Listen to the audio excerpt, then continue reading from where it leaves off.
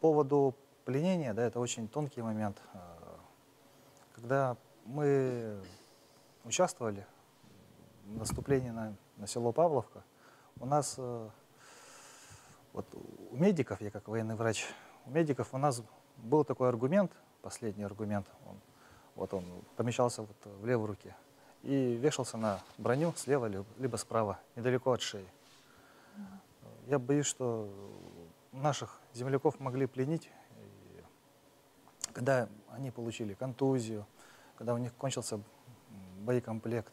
Я не знаю, как это у них случилось, как такие ребята попали вот в такую ситуацию. ситуацию, в такую катастрофу, потому что попадать в плен — это очень тяжело. Что касается плена, действительно очень такая серьезная ситуация. Вообще, тут двоякое же, да, всегда расхождение всегда есть в одном факте, да. Сам факт того, что как бы ребят азиатов взяли в плен, может быть, да, в какой-то степени это даже позитивно, да, в плане того, что просто не врали. Ну, и попадание в плен, это всегда, как Коля сказал, там действительно очень тяжело.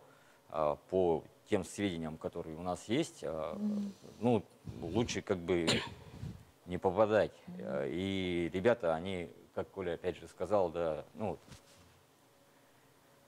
и все. Ну, просто, видимо, не успели или да, какой-то фактор, который не сработал.